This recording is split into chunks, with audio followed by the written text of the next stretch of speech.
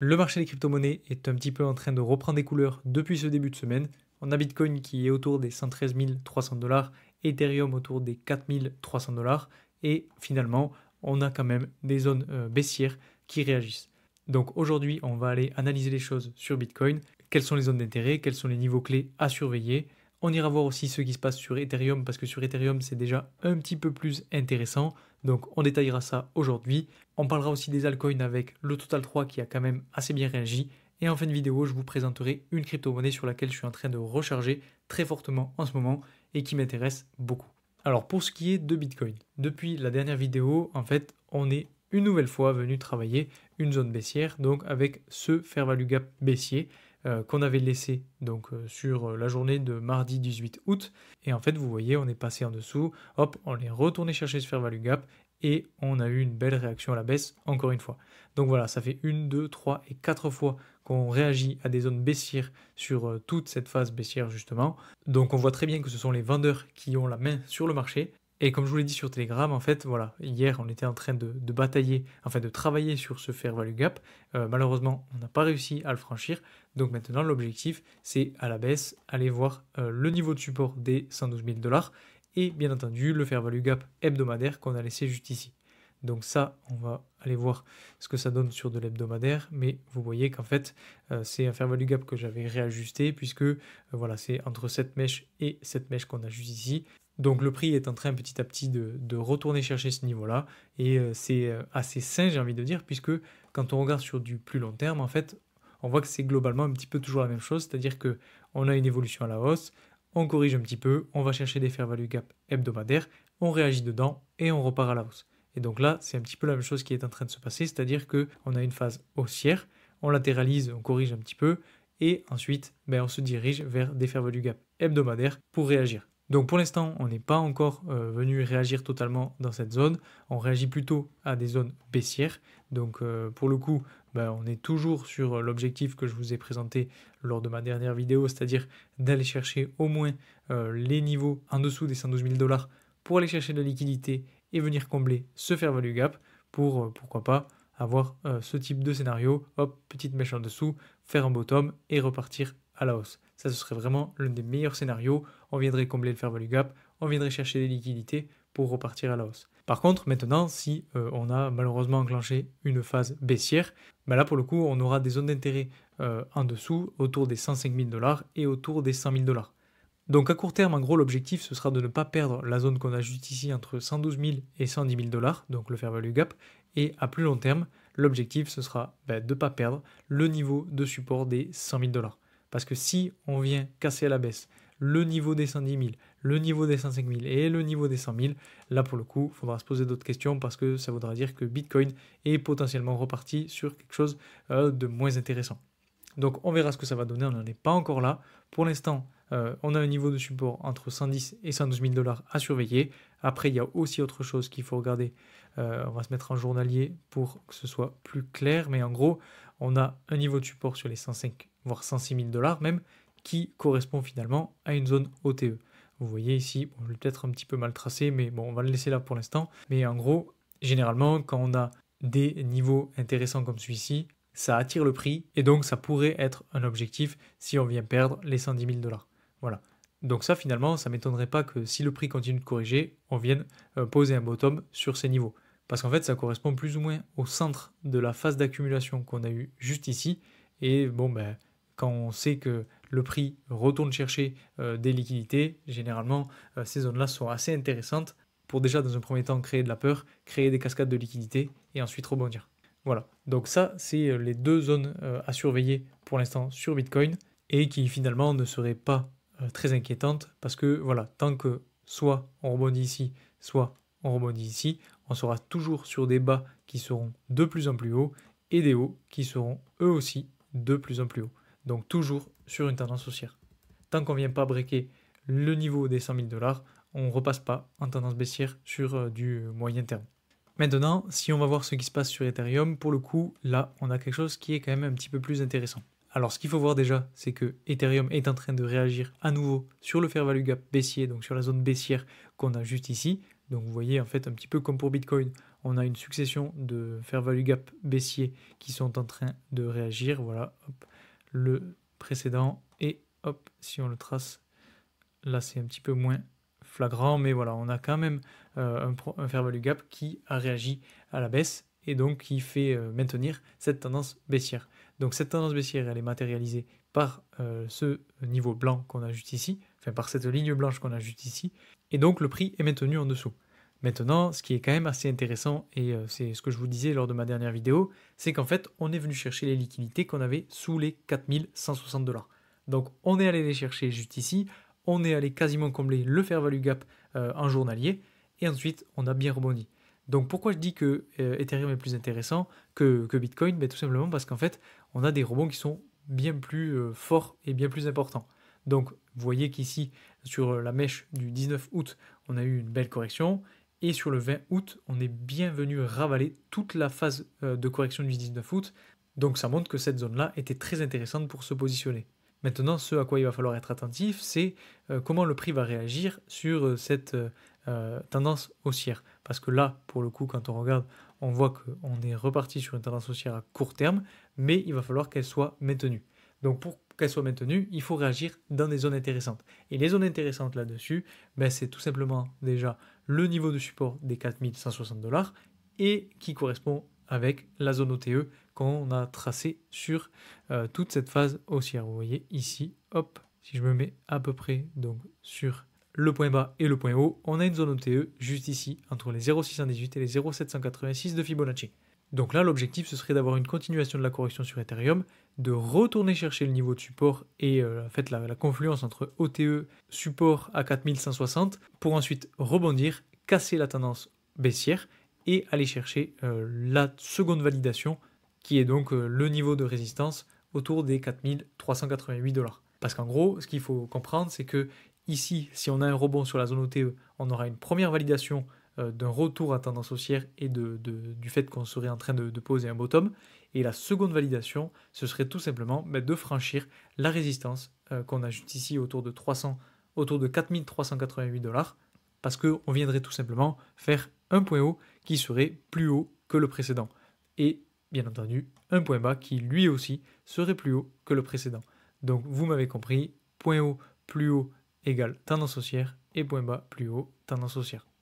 Donc voilà mon sentiment là-dessus sur Ethereum, c'est qu'on pourrait continuer de corriger. Après, si on prend un petit peu plus de recul, qu'on se met par exemple sur du 4 heures, il y a autre chose à savoir, et ça je vous en avais déjà aussi parlé lors de ma précédente vidéo, c'est qu'on a un niveau d'intérêt, enfin une zone de confluence avec plusieurs éléments, donc un support, une zone OTE, un fair value gap, qui pourrait là aussi faire rebondir le prix si Ethereum n'a pas assez de force et continue de corriger. Donc à court terme, ce qu'il faut savoir, c'est que on a potentiellement un support très intéressant pour rebondir sur Ethereum autour des 4160 $. Et à moyen terme, si on n'arrive pas à valider ce rebond, ben on retournera chercher sûrement la zone OTE entre 3900 $ et 4670 $.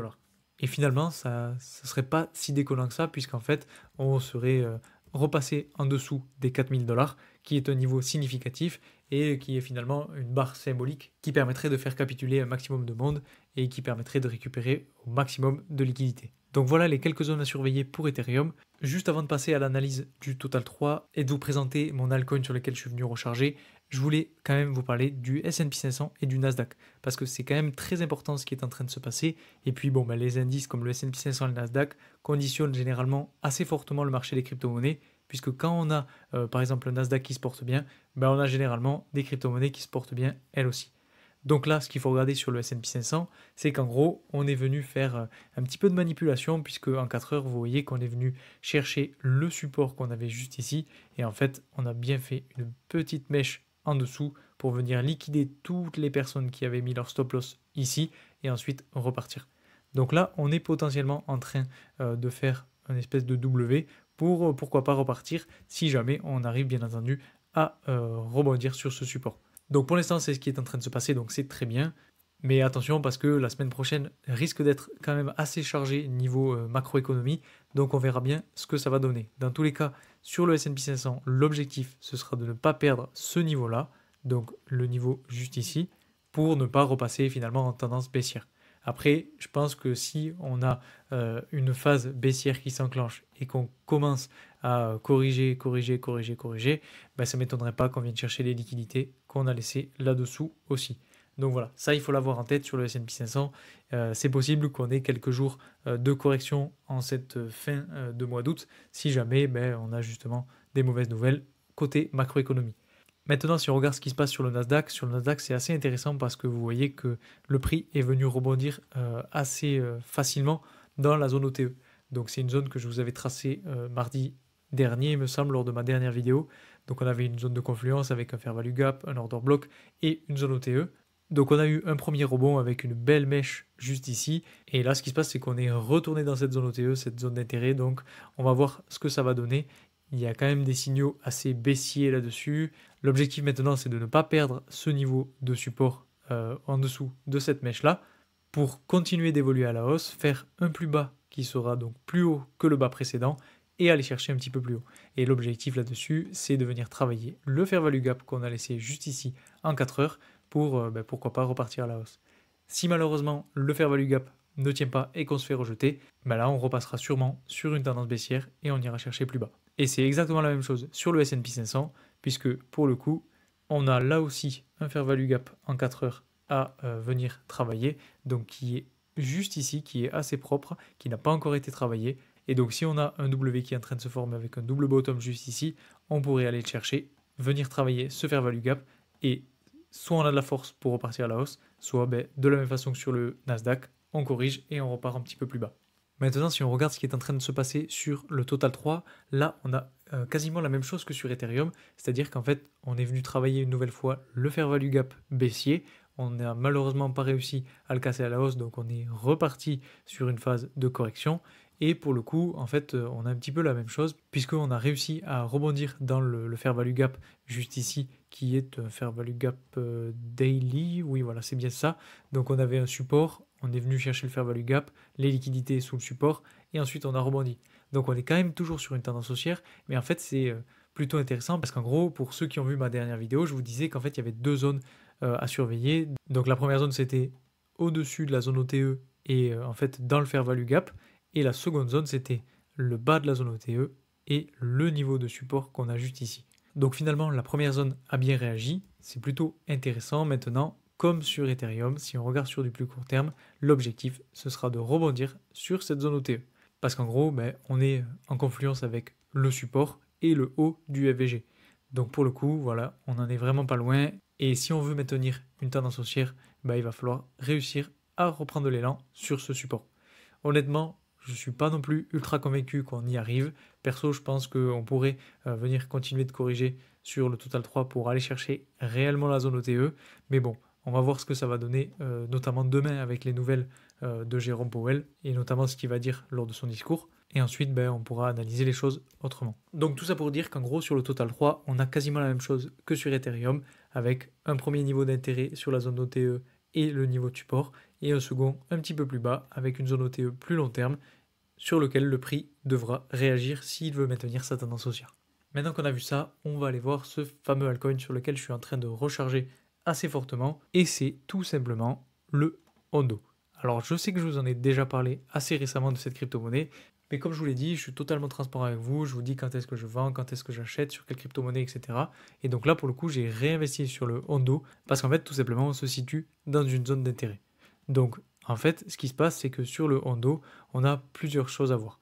Déjà, si on se met sur un intervalle de temps plus grande, on a un niveau de résistance autour des 1,13 $ qui est vraiment très important. On est en train de faire une phase d'accumulation là aussi assez intéressante.